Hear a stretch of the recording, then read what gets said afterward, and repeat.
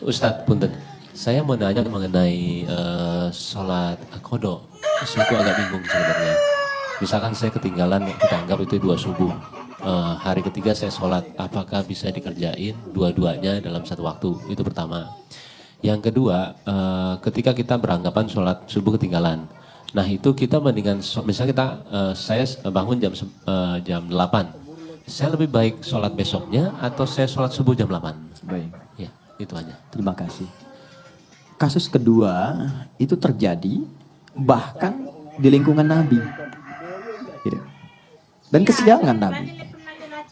Ya, tapi hikmahnya kata para ulama, mudah bagi Allah menjadikan Nabi tepat pada waktu dia bangun dan sholat. Tapi ditetapkan, diizinkan oleh Allah siang itu bangun untuk menjadi petunjuk bagi umatnya yang kesiangan bangunnya. Suatu ketika Nabi sedang dalam perjalanan, lalu istirahat. Istirahat menjelang subuh.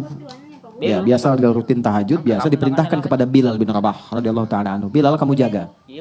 Kata Bilal, "Ya Rasulullah, saya ikut tidur aja. Nanti saya bangun pas subuh azan." "Kamu jaga, kamu lelah." "Enggak ya Rasulullah, saya siap." Katanya. Tidur akhirnya. Begitu bangun terasa sinar matahari sudah kuat. Ya. Nabi bangun kan, "Celaka kamu Bilal," katanya. Bilangnya jaga, tapi ketiduran, ya kan? Terlambat semua. Tapi kesannya begini, ini yang menarik. Nabi itu nggak marah. Cuma mengingatkan. Tempatkan setiap hal itu sesuai dengan porsinya. Jangan memaksakan pada sesuatu yang mungkin kita tidak bisa menanggungnya. Kalau mau melakukan sesuatu, tauhidkan dulu pada Allah supaya Allah jaga kita. Kayak kita katakan insya Allah. Itu spirit surat Al-Kahf. Singkatnya apa? Nabi langsung katakan wudhu semua. Wudhu. Dan Bilal seperti biasa. Ya, adzan, iqamat, selesai semuanya. Yang paling menarik apa? Sholat sunnah dulu. Lalu dilakukanlah sholat subuh pada saat itu. Berjamaah. Itu adalah jawaban terbaik yang memberikan cara. Komentar ulama hadis ketika melihat hadis itu, ini sebetulnya hikmah yang Allah berikan kepada umat Nabi Muhammad ketika mereka kesiangan dalam bangun tidurnya sehingga terlewatlah subuh tidak pada waktunya. Muncullah hadis Nabi, orang yang tertidur itu maka sholatnya pada saat bangunnya. Jelas. Pertanyaan yang kedua tadi. Jadi kalau ada orang kemudian harusnya subuh itu 4.45 bangun, dia baru bangun 5.44. Udah lewat waktu kan? Maka dia bangun nih, dia sadar. Maka lakukan sholat itu saat bangunnya. Itulah waktu untuk dia menunaikannya. Jadi 5.44 diambil wudhu, dia sholat. Tapi bukan maksud untuk menyengaja mengakhirkan sholatnya. Karena memang terlelap. Habis. Ini kasus masuk biasa. Saya di Tripoli, ada teman saya nggak bangun sehari semalam. Sehari semalam karena lelahnya. Didorong, digoyang, nggak bangun-bangun. Kita mau jatuhkan dari atas kan nggak mungkin. Di level di flat di atas. Jadi ya sampai bangun. Begitu bangun dia sholat, mengkodok semua sholatnya. Dia lakukan pada saat itu. Itu hadisnya ada. Jelas ya? Jadi bagian pertanyaan kedua dulu. Jadi kalau tertidur, bangun, sudah lewat waktu, maka dilakukan itu bukan besoknya. Saat bangunnya, di situ dia lakukan sholatnya. Sekalipun dia bangun di waktu zuhur misalnya.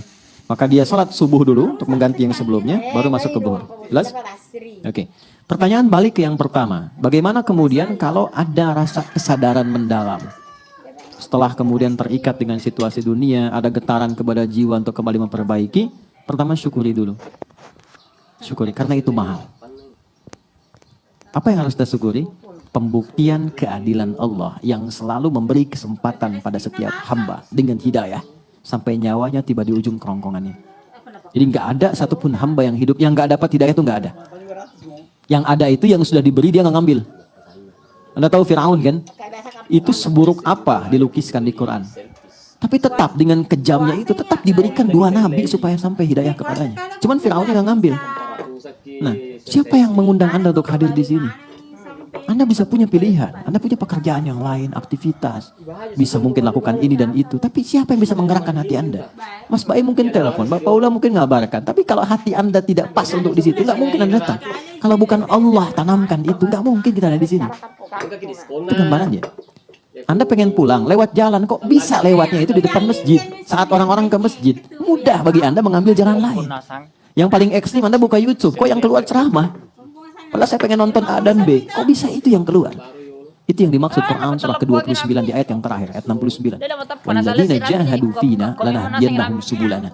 Orang-orang yang ketika mendapat percikan hidayah dalam dirinya dan dia ambil itu, Allah akan bimbing dia ke jalan berikutnya yang lebih cepat. Dan bukan sekedar dibimbing, ini saya penting terangkan ini dulu. Itu cinta Allah diturunkan. Jadi Allah itu paling cinta. Kalau ada hamba salah, yang sadar dari kesalahannya, lantas dia meniti jalan kesolehan untuk bisa menutup salahnya. Itu langsung turun ayat Quran surat kedua, ayat 222. Innallaha yuhibbut tawwabin. Allah sangat cinta jika ada hamba yang belajar dari salah untuk menjadi soleh. Disinilah muncul kalimat bijak dari ulama, Allah lebih mencintai orang salah, ya, pelaku maksiat yang gemar bertobat dibandingkan orang soleh yang tidak pernah merasa salah. Nah, maka di titik itu penting kita menata, apa nih salahnya? Tadi sholat.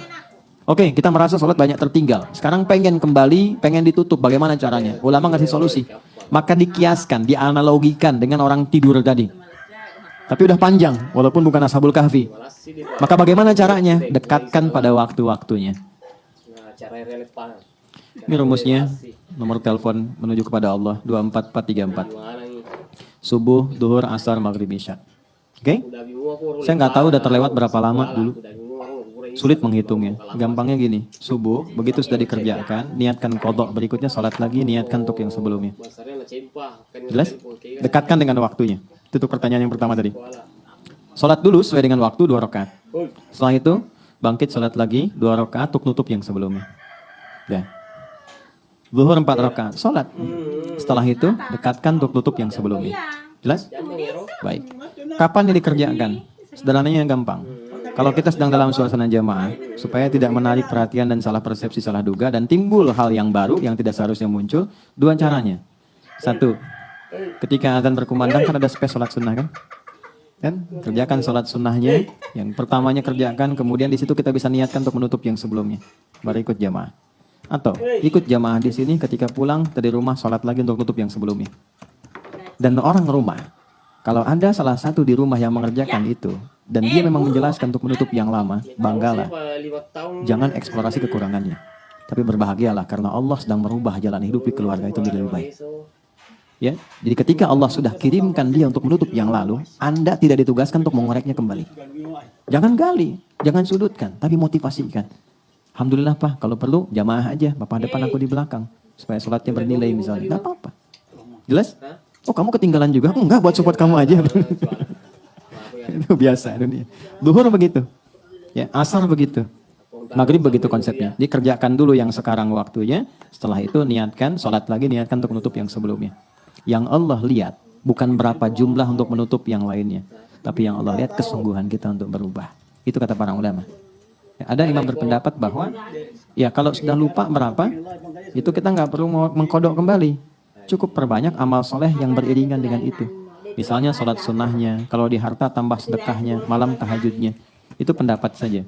Tapi Imam Syafi'i dan beberapa yang lain untuk memudahkan, silahkan niatkan qadha. Karena prinsip jawabannya itu sama, menunjukkan kesungguhan untuk berubah. Itu poinnya. Jelas ya?